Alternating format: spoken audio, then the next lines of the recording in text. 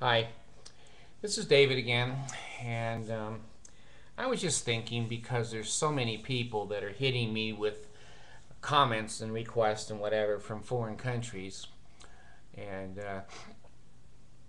different states of the United States. Um, I want to talk about fairness, that everyone who is a Mormon is required to give 10% of their income to the Mormon Church before taxes, and another 2 or 3 or 5% for fast offering or other types of donations. I was just up on the hills here in Salt Lake City area, and I saw homes that were at least 7 to 10,000 square feet. 8, 10, 15 bedrooms, 8, 10, 15 bathrooms, 4-car garages, views that are spectacular right by the temple in the Salt Lake area here. The church always buys the most expensive portion of land and high on the hills. And I saw this trophy home neighborhood, and I don't mean it's like 20 houses, it's more like 200 houses. And it got me thinking about especially you people that are hitting me in foreign countries, and some of you that are hitting me in Mississippi, Alabama, Florida, Massachusetts, the eastern part of the United States. Let me start by saying that I spent not quite a year in the Philippines, and that's certainly a third world country. I seldom saw a paved road. There is no, they think they have these things, but they don't. The phone works 2% of the time. They don't have a telephone system. They don't have a mail system. You can't mail anything in the Philippines. They just open it and steal it, whatever's in it. They don't have any clean water. It's all gravitational feed water, and it takes in all the waste, human and animal, and pumps it into the water system. If you're an American and you drink their water, you'll have diarrhea for a month. You might also get typhoid, and the mosquitoes all have, not all, but most have malaria, and dysentery is common. And I've been to the Mormon chapel. In fact, it was a stake center. It wasn't a chapel. In Butuan, in Mindanao Island. And it's on Montilla Street. And it had some resemblance to Mormon churches in Utah. But then again, it didn't. The construction was poor. There were bars on the windows because it was in a high crime area. And when I went to a priesthood meeting and a sacrament meeting, there was air conditioning units that were window units. There was no central air anywhere. And the window units hardly were worth crap. And of course the Philippines is 95 degrees most of the time and 90% humidity. It rains every 45 minutes there. And so it was very uncomfortable. I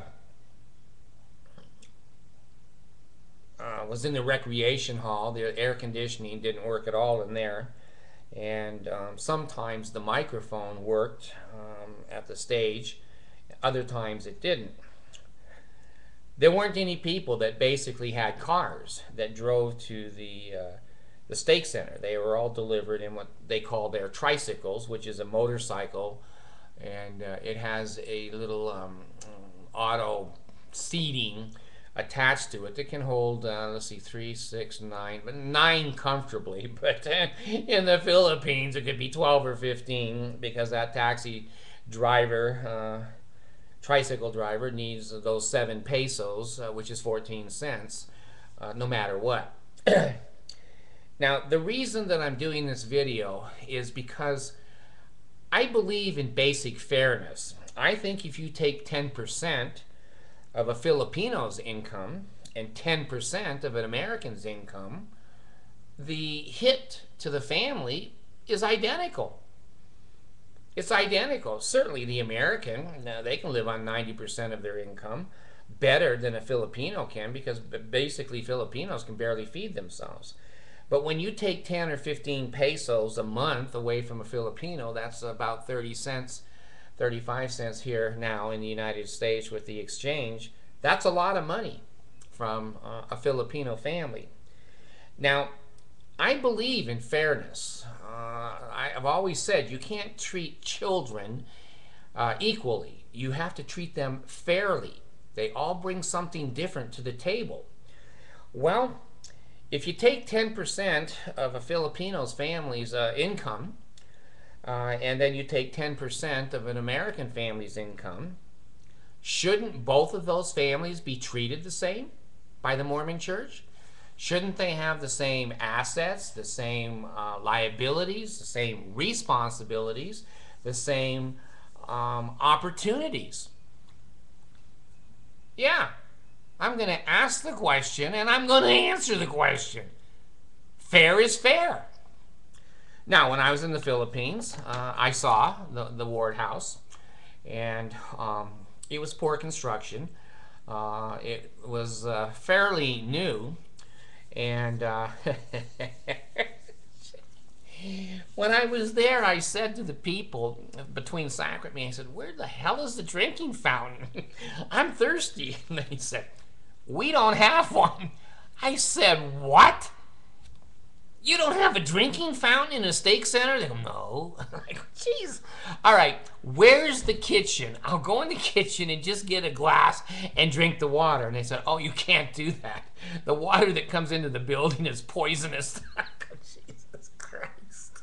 In Utah, we have a chapel in the Salt Lake Valley, and in Utah, Utah County, and in Box Elder and Weber County, Davis County. You have a chapel, beautiful chapels out of brick, beautifully landscaped, beautifully maintained, and I think 4 refrigerated drinking fountains in each chapel, and a basketball court. And I kept saying, why don't the Filipinos have a damn drinking fountain? A lot of these people that had come to the church that I saw were like in their 80s, mid-80s, and they're riding a tricycle and paying their 7 pesos to come to the chapel and then sit there. And they can't get a damn drink of water. They're going 4 hours in that 90-degree heat, in the dust, because there's no dirt, there's always dirt roads, and you can't make a baby bottle. You can't pour Similac or mix a baby bottle, or give the baby Kool-Aid or give it water. If you don't bring it with you, you don't have it. So some of those families had to buy a bottle of water, and I can't remember, they were 15 or 20 pesos for a bottle of clean water. And of course, being an American, I had to have bottled water all the time, or Coca-Cola or Pepsi-Cola. Those were drinks that I didn't have diarrhea. I drank the water once. I didn't know there was such a thing as projectile diarrhea. I didn't know that. You live and learn in these foreign countries. All right. My wife, who was from that island, said that the bishop had been removed because he was stealing the people's money. So they put another bishop in, and I happened to go over to his home. He had a beautiful little girl that I would have adopted in a moment because they were so poor. And I went and saw their what you want to call a home, a hut. And he was such a good man, and he replaced the bishop that was the crook. And I've said on one of my other videos, but when you've got 200 or 300 videos, I'm not interesting enough to watch more than one. So sometimes I have to repeat things. I went to the stake president, and I said, I'm paraphrasing now, "What the fuck? Where's the water in this building?" And he goes, "What do you mean? There's bottled water right there." He says, "Do you want a drink?" I said, "Hell yes."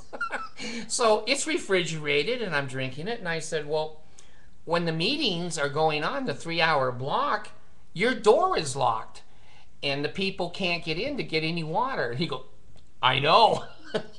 I said, in those days I was Christian, and I said, is that what Jesus would do? He goes, he said, we just follow the guidelines of the church. We don't make the policies and procedures. And I said, President, you know, I'm just going to give you my opinion here because I'm in a foreign country and I don't give a rat's ass what you think or say. But I think that's the most selfish, self-centered, narcissistic, evil policy I have ever seen, to make these little tiny children and those old people out there have no water, and you have as much as you want, and it's behind your closed door in your stake president's office. I think you're an evil person. Well, when you say that to a Mormon leader, it's kind of like a turd in a punch bowl. It doesn't go over well. Well, he and I parted ways. And I'm telling you the God's truth.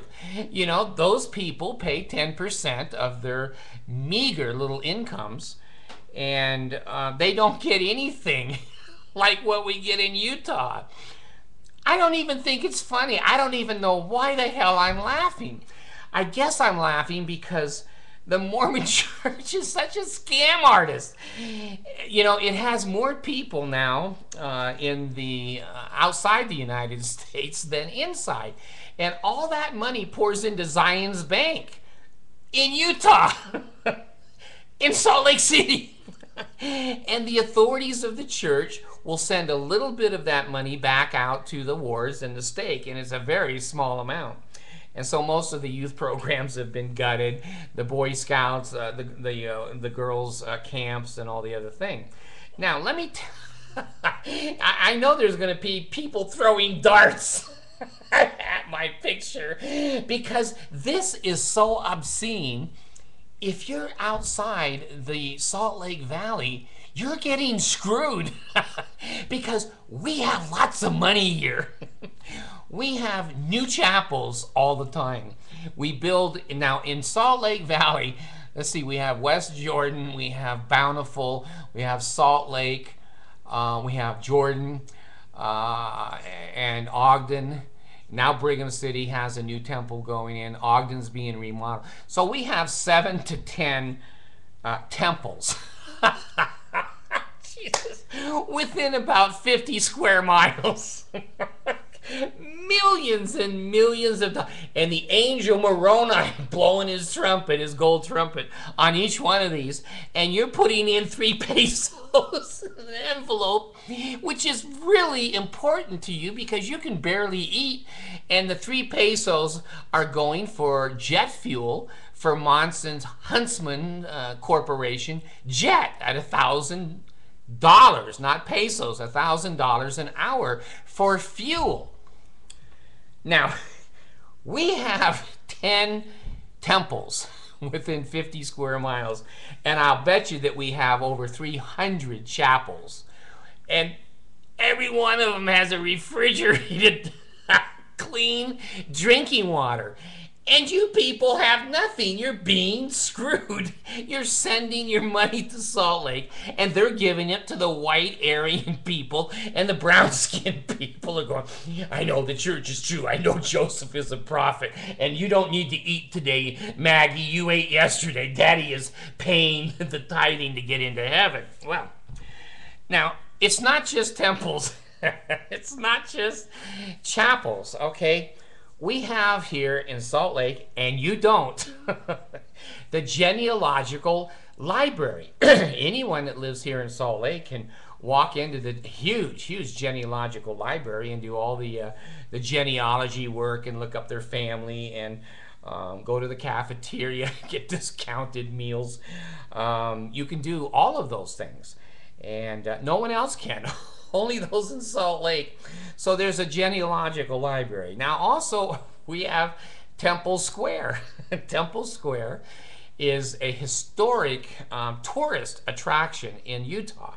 And it brings in millions of dollars. People come to the Mormon temple and they want to look at the famous postcards and pictures.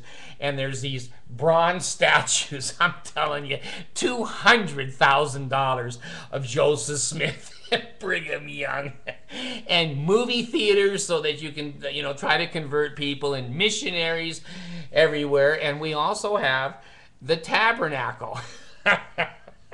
Jesus. It was the perfect building for meetings for almost 150 years.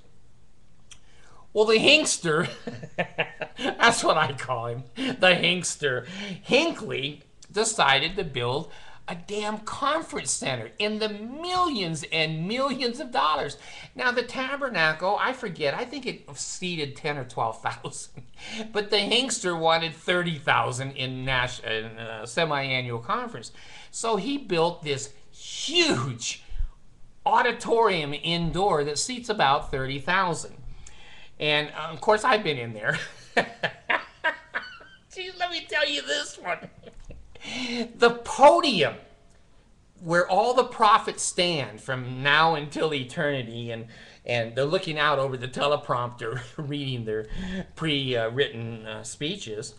The podium was made out of a tree in Hinckley's yard. The Hinkster goes, I'm going to die, but I want people leaning on my damn tree. So, I went on a tour, which you can't do if you're in a foreign country. You can't see any of this. We just take the money and build this stupid stuff in Salt Lake City and go, well, it's a blessing. If you can't eat, it's a blessing. To us, it is a blessing to us. So I went on a tour in there with my missionary wife, of course, which I'm still married to, which is a miracle in and of itself. She could put up with me.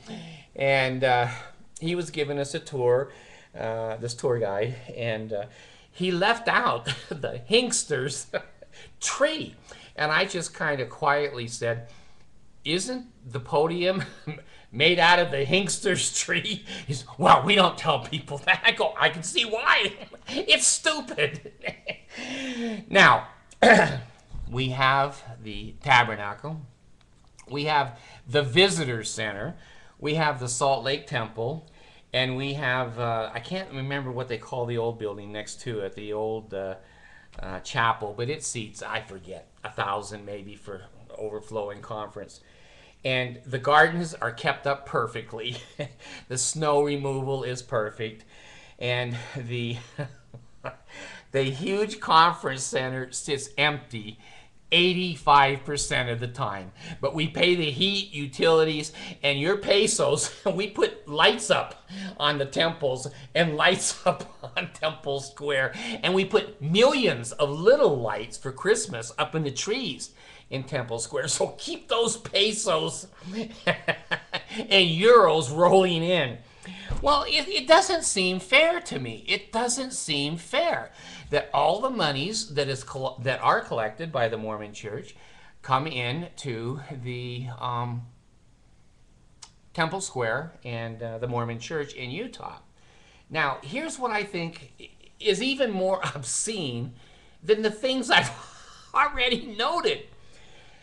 The church admits that about 80 to 85% of your tithing money goes to BYU and BYU, Idaho, and Church College of Hawaii.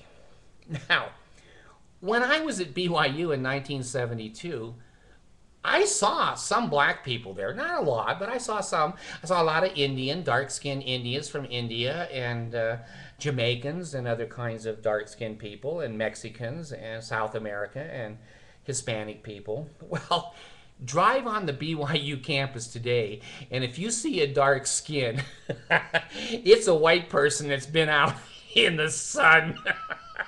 The church started this perpetual education fund.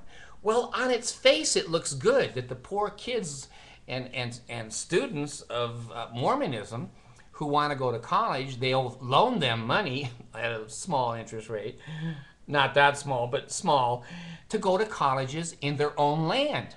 Well, that keeps the dark-skinned people come to BYU and BYU Hawaii and the Church College of Hawaii.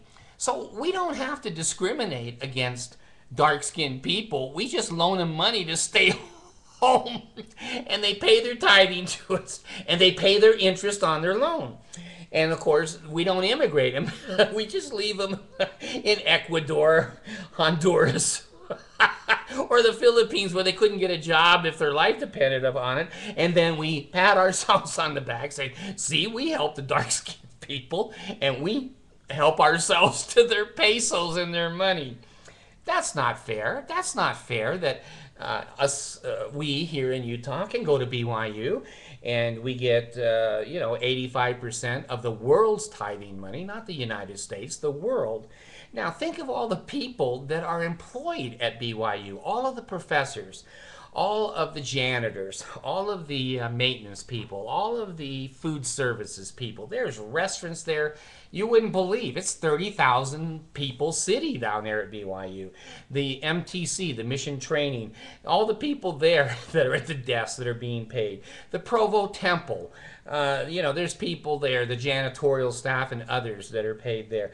So there's millions and millions of dollars that go to education that the white people get, and millions of dollars for employment. Now these people, they make fairly good money at BYU. I'm not saying they're overpaid or they're rich, but in this economy where no one has a job, if you're working for the Mormon Church, you have a job. And so the construction, my brother, he's a drywall contractor, used to be a bishop. He got some of the drywall bids in the Provo Temple, and he made a bunch of money, enough to buy a house in Jamaica or the Bahamas. Yeah, you're tithing money, and my brother, the bishop, in the Bahamas, and he built a house from the ground up. I think he's snorkeling in Florida if he's not at Disney World. What is he, 43 or 44, and he's retired because he worked for the Mormon Church for drywall. So what's hilarious about this is you people that are not in Utah, I don't think you know, we're stealing your money and we're spending it like there's no tomorrow. And we don't care about you at all. Now, I went down to Deseret Industries. Most of you have no idea what Deseret Industries is. It's a huge, huge warehouse where rich Mormons take their crap, which is usually pretty nice stuff, couches, refrigerators, air conditioners, chandeliers, and they donate it to the Mormon Church. Well, the Mormon Church now, this is a good thing. They hire people that nobody else will hire. I mean, some of these people are retarded, and some of these people are not the sharpest tools in the shed, and I think that's wonderful that they have a chance. So they bring that stuff out and they put it on the floor of Deseret Industries, and then people like me can go in. Well, the last month I bought 5 chandeliers for our house, and they would have been over $1,000. Okay, they cost me $25, $5 for these huge chandeliers that these rich Mormons just take out of their homes and give to Deseret Industries. So you don't have Deseret Industries. You can't buy a chandelier for $5 with a fan on it and lights and everything. And in Utah, if you don't have clothing, your bishop can just sign a piece of paper and you go over to Deseret Industries for free. It's like American Express card. You can get clothes, you can get shoes, you can get furniture, you can get TVs, you can get stereos, you can get bedroom furniture, mattresses, cribs. I don't care what it is. You can get it at Deseret Industries. And you get it for cheap because the overhead is basically their inventory is free. Well, that's a wonderful thing for people who live in Utah. For the rest of you, you're screwed. You don't get any of this stuff. Well, right next to Deseret Industries, in the towns that I'm close to here, there's there's a big sign that says distribution center. Well, who the hell knows? The only people living in Utah know what a distribution center is. That's where you go over and you buy your garments. Well, the Mormon Church is running out of money and they're shutting down I can't say it again, distribution centers. And now you get your garments at the Deseret bookstore. Now that's something you've never heard before either. We have bookstores that are supported by the Mormon Church and your pesos. So you can buy your garments right next to Deseret Industries, very convenient. You can go into Deseret Industries and buy cash, or your bishop can send you in, and you can get anything you want. Now, the other thing that we use your money for is the welfare project program of the church. We have in Utah canneries that can food. We have fields of strawberries and apples, and we don't have oranges, but we have cherries and other kinds of things. So the volunteer Mormons go out and pick all that stuff off for free, and we send it over, and then we go over free to the cannery, and we stuff it in cans, and then we send it out to the bishop's storehouse. Well, you don't have a bishop storehouse, I don't think, in Alabama, New Jersey. We didn't in Massachusetts, I know that.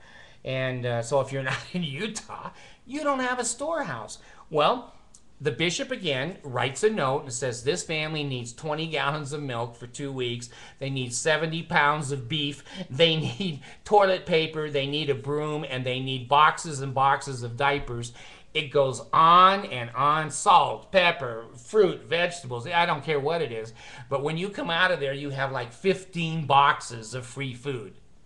Now, do you have that in the Philippines? No.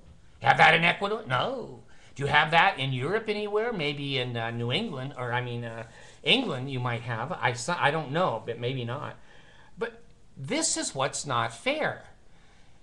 We get to go to BYU with your money. We get to have Deseret Industries with your money. We get to have the Deseret bookstore where we can buy books and cards and fancy things with your money. We can go to the distribution center and buy garments. It's very convenient. My wife in the Philippines said that, you know, they had to order it from Manila, and then it had to come down by courier because the mail would steal the garments and the guys would walk around that weren't Mormons in garments. So, does that seem fair? We have Temple Square. We have the genealogical building. We have the visitor center. We have the tabernacle. We have the conference center. And there's also a library. I'm trying to think. It's across from Temple Square. There's another huge library that people can use. And then, of course, we have the church office building, and that's full of, I don't know how many people. I know they've laid off maybe 50 to 100 because of their financial problems here in the last 12 months. But there's still 100 or 200 people that work in that building, and they're getting paid. They get Social Security, they get unemployment, they get workman's comp with your pesos. So they have a good job, and they drive nice cars, and they have underground parking, and it's safe. And it's well, it used to be a pretty nice, beautiful building. It's a high-rise. I don't know how many stories it might be 15 stories high. And the general authorities have offices up there for free. And, well, it's not exactly free. It's your pesos. Paleo me, paleo, I don't know. So I am just trying to be a voice of fairness. When you people, I'm not saying don't be a Mormon. I'm not saying don't pay your tithing. If that floats your boat, and your boat may be the Titanic, I don't know.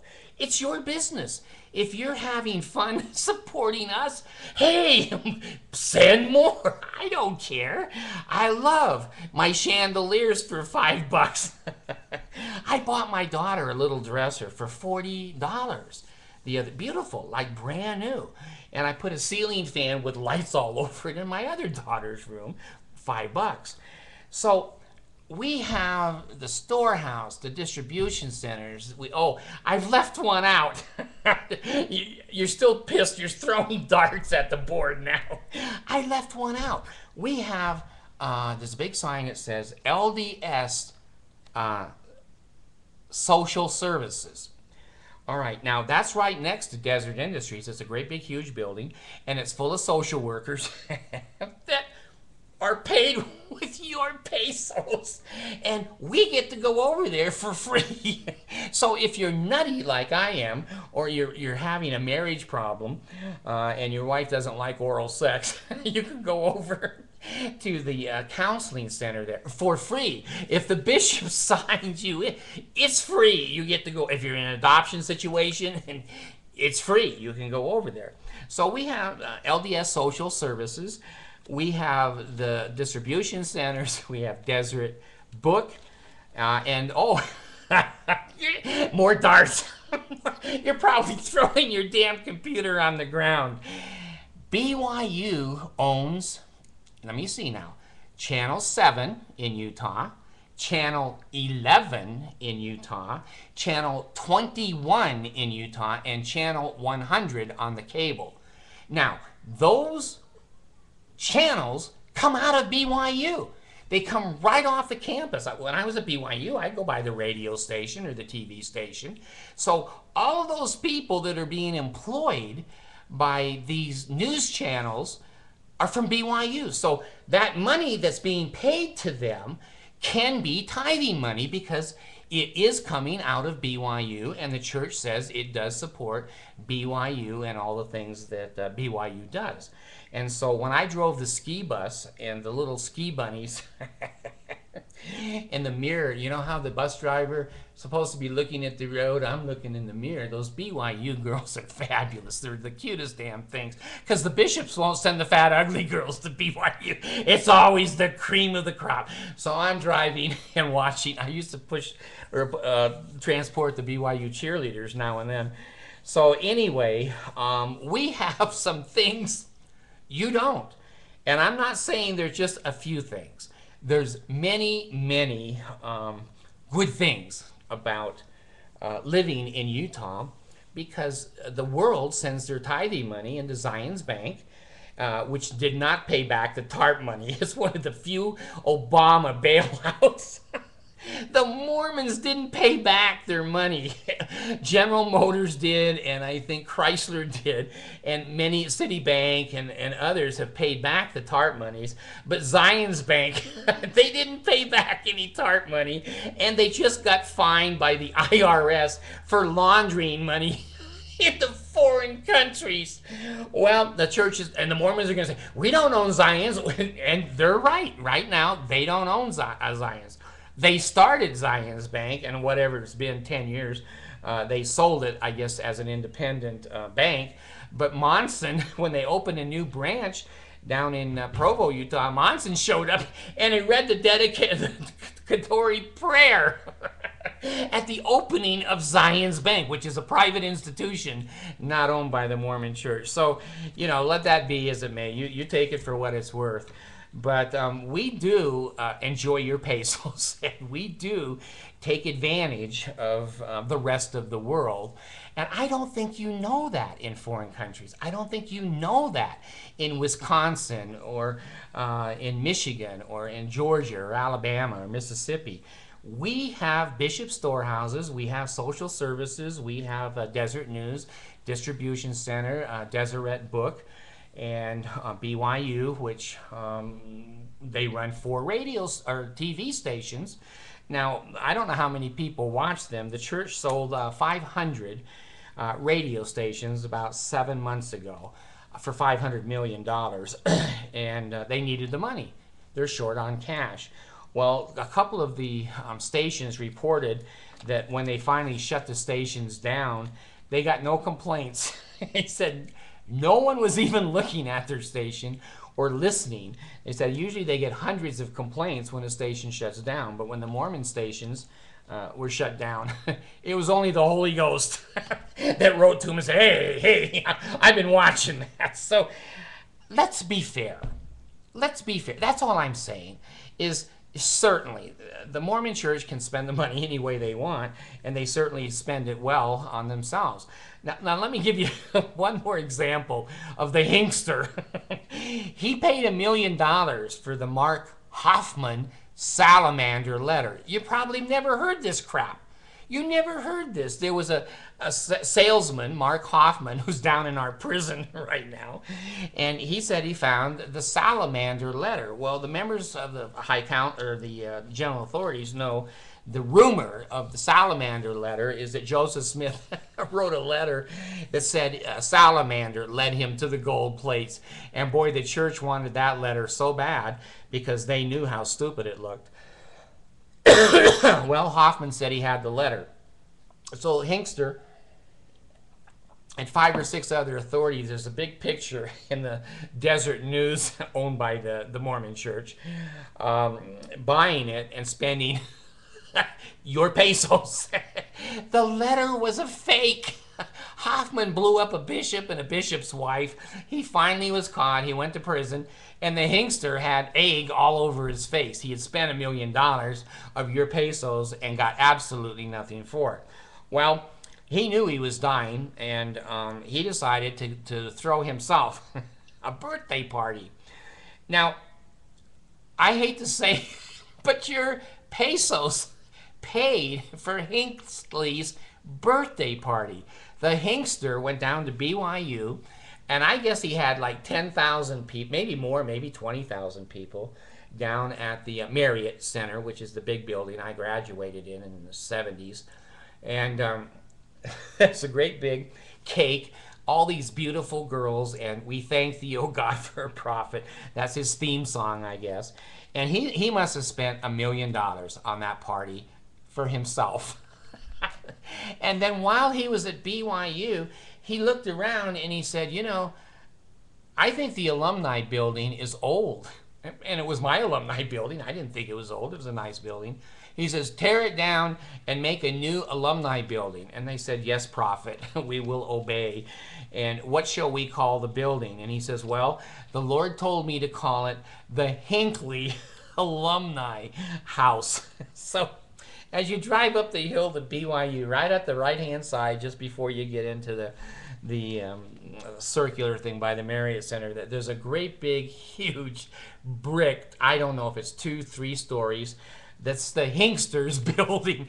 And so now, being a BYU alumnus, I have to go bow my head to get my transcripts or whatever from BYU. So here's the story. You know, you don't hear it. You don't hear it. And most Mormons don't hear it. These people spend money like crazy people, and it's your money. And they're saying to you, you need to sacrifice more because it's a blessing. But they don't say it's a blessing from the Lord. They mean it's a blessing to us. Let me give you just one more quick example. And when I was at BYU, I drove bus, and that's what I did to support my family. And I used to move the football team with Lavelle Edwards. That was the main head coach back in those days when Brigham Young was the president. But Lavelle Edwards and the football team would often be on my buses, and there would be 2 or 3 other buses that we would drive them to their games locally in Utah or to Arizona. And you know, I want to be fair because football players are probably not the most congenial people in the world, but they were loudmouth, swearing, filthy, destroying the bus groups ever that I had. And Lavelle Edwards was very rude to me. And, you know, he can sue me. I don't give a rat's ass. He was rude to me. He treated me like dog shit because I was a driver and I wasn't one of his team. Well, I overheard that the BYU football team used per year $10,000 for tape, athletic tape for ankles, heels, and wrists and shoulders or whatever. If they had to tape a guy up so that he could stay playing, they would. There's your pesos, $10,000 worth of tape just for the football team. Had nothing to do with their uniforms, had nothing to do with nothing. It was just tape. So there's hundreds, if not millions and millions of dollars that flow through BYU, and the church says that that is a good use of the money. I'm not going to bore you with any more BYU stories. There's others. But anyway, let's be fair. Let's be fair. If we're taking money from a little family in Ecuador and they're paying $5 a month, which is way too much, if they're paying $1 a month, that's 10%.